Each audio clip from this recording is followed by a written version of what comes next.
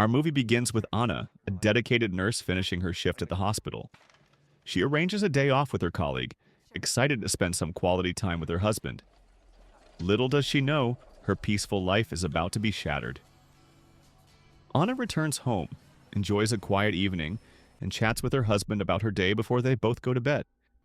But in the middle of the night, he senses movement in the house.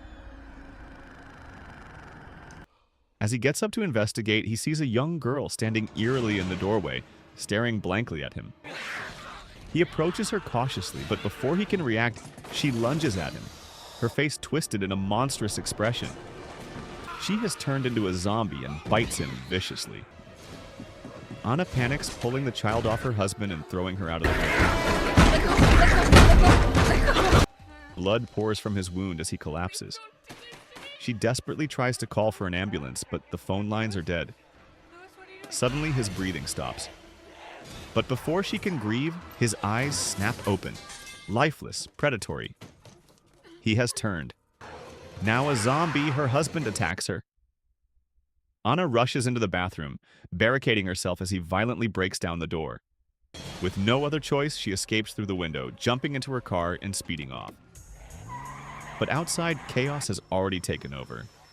The entire neighborhood is in flames, people are screaming, and hordes of the undead roam the streets, attacking anyone in sight. As Anna drives frantically, the government broadcasts emergency alerts, instructing people to stay indoors due to an airborne virus spreading at an alarming rate.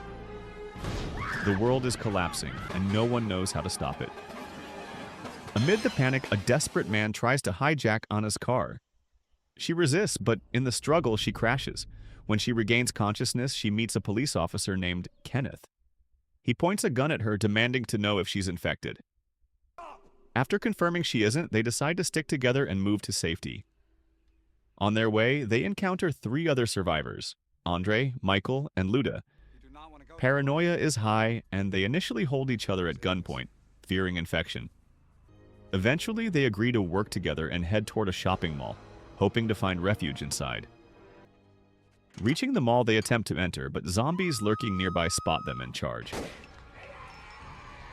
Andre and Kenneth open fire, but the bullets seem ineffective. In desperation, Kenneth shoots the door lock and they rush inside. However, their relief is short-lived. Inside, they are ambushed by more zombies. Michael barely manages to fend one off with a mop handle, while Anna grabs Kenneth's shotgun and shoots another infected individual before they can attack Luda. They escape into an elevator and ascend to a higher level, where they encounter 3 armed security guards, CJ, Bart, and Terry. The guards refuse to let them stay unless they surrender their weapons. With no better option, they comply. As they settle in, they turn on the news, only to witness the full scale of the outbreak. The virus has spread worldwide, and experts reveal the only way to kill an infected person is a gunshot to the head, followed by burning the body. The broadcast cuts out, leaving the survivors in eerie silence. Put a sign up on the roof. Michael suggests signaling for help by painting distress messages on the rooftop. CJ reluctantly agrees and heads downstairs with his men to get paint. During the trip, they find one of their infected colleagues barely clinging to life. CJ coldly puts a bullet in his head to end his suffering. Once on the roof, the group writes large SOS messages, hoping a helicopter might spot them. While up there, they notice another survivor on a neighboring rooftop, Andy, a lone gun store owner. They wave at him, but he's too far to reach. Suddenly, hordes of zombies flood the streets below. The undead seem to sense them, drawn by their presence. Later, CJ turns against the group, locking them inside an appliance store to assert his dominance. Meanwhile, Andre tries to comfort Luda, who is pregnant and growing weaker. He reassures her that rescue will come soon. At the same time, Terry notices a large truck speeding toward the mall. The group rushes to the rooftop, where Anna demands that CJ open the doors for the approaching survivors. She argues that they must be human, since they are shooting at zombies, something the infected can't do. CJ hesitates but is eventually overpowered, disarmed, and locked up. As the truck arrives, they fight off the surrounding zombies and successfully bring the new group inside. Among the newcomers are Norma and Steve. Michael asks them about the situation outside, and Norma confirms the worst. Civilization has completely collapsed. Meanwhile, Kenneth, determined to find his brother, asks Norma for the truck keys, but she refuses. Back with Anna, she tends to an injured woman, whose condition rapidly deteriorates. Later, Anna checks on another survivor, Frank, and notices a bite on his arm. As she treats his wound, the infected woman begins convulsing violently before dying. The horror is far from over. Our movie continues as the infected woman suddenly wakes up and transforms into a zombie. Anna quickly reacts and kills her. She then gathers the group and tells them that the bite was what killed the woman, and she is certain that she died and came back to life. So who else in the group is bitten? Michael asks if there is anyone else who has been bitten, and Anna informs him that Frank has also been infected. Michael insists that they must kill Frank before he turns and becomes a threat. Kenneth steps in to handle the situation. Frank's daughter cries, begging for her father's life, but Kenneth orders everyone to leave the room. Moments later, Frank dies and Kenneth shoots him before he can reanimate. Later, Kenneth tries to distract himself by playing chess with Andy, a survivor stranded on a nearby rooftop. They communicate through written signs, indicating where each player should move. Meanwhile, the rest of the group inside the mall passes time in various ways, but outside, the number of zombies continues to grow. In an attempt to make use of their time, they ask Andy to describe zombies below so they can take turns sniping them for practice. It becomes a dark form of entertainment for them. That evening, the group gathers for dinner and casual conversation, but suddenly the power goes out. At the same time, we see that Luda, who had been bitten earlier, has been tied to a bed by Andre as her symptoms worsen. He hopes she can fight the infection at least until she gives birth. Realizing they need to restore power, Michael releases CJ and Bart from captivity, asking them where the circuit breaker is. They reveal that it is located in the garage. Michael then tells them they will accompany him to reset it. As they descend into the garage, Bart is attacked and bitten by an infected individual. Suddenly, a swarm of zombies emerges from a ventilation duct. The group fights back, killing as many as they can, and Michael ultimately douses them with gasoline before setting them on fire.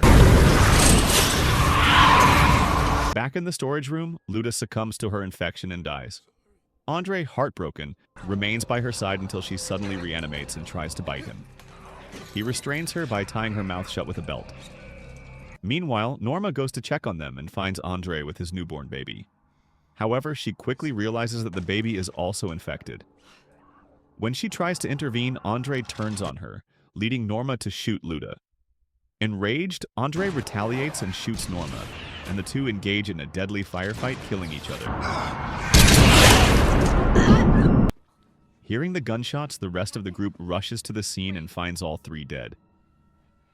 Anna, heartbroken, uncovers the baby and finds that it is indeed a zombie. Without hesitation, she shoots it. With their situation inside the mall growing increasingly dangerous, the group decides they need to escape. Steve suggests heading to Marina, where he has a boat. The team agrees, believing that an isolated location may be safer from the infection. They begin modifying two buses by reinforcing them with metal sheets and equipping them with weapons to improve their chances of survival during the journey. Kenneth contacts Andy via signs and tells him they plan to leave in 5 days. Andy responds that he is starving and has no food left. The group realizes they need him as he is an excellent sniper, so they devise a plan to send him food. They attach supplies to Nicole's dog and send it across the street to Andy's building. Unfortunately, the zombies follow the dog inside, attacking Andy. Nicole, worried for her pet, impulsively drives over to his location to rescue it. The group is alarmed and decides they must go after her. Armed and ready, they make their way across the zombie-infested street. They reach Andy's store without any casualties, but when they enter, they find him turned into a zombie, attempting to break into the room where Nicole is hiding. Kenneth quickly shoots him. They retrieve Nicole and gather all the weapons and ammunition Andy had stored. To make their way back to the mall, they come up with a plan. They throw a gas canister into the horde of zombies and CJ shoots it, causing a massive explosion that temporarily clears a path. The group escapes through a sewer system. However, Tucker is injured during the escape, and though CJ tries to save him, he is overwhelmed by zombies and killed. A violent battle ensues in the parking garage as the group rushes to board their armored buses. As they drive out, thousands of zombies swarm the vehicles. CJ detonates another gas tank, taking out a large number of infected. Meanwhile, a man inside one of the buses accidentally kills his teammate with a chainsaw before getting killed himself, causing the bus to flip. Steve manages to escape from the wreckage but is immediately attacked and bitten by a zombie. Soon after, he reanimates and Anna kills him, retrieving the boat keys from his pocket.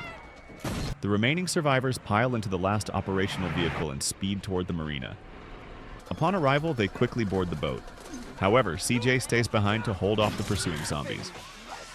Realizing he has no escape, he sacrifices himself by blowing up the fuel-filled vehicle, taking out a large number of infected in the process. As the remaining survivors sail away, Michael reveals that he has been bitten. Rather than risk endangering the group, he chooses to stay behind. As Anna watches in sadness, Michael ends his own life. The group continues their journey to the supposed safety of an island, but as soon as they arrive, they discover it is also overrun with zombies. The screen cuts to black, leaving their fate unknown. What happens next? Find out in the sequel. If you enjoyed this movie recap, don't forget to like, subscribe, and turn on notifications so you never miss our latest videos. See you soon in another thrilling movie breakdown.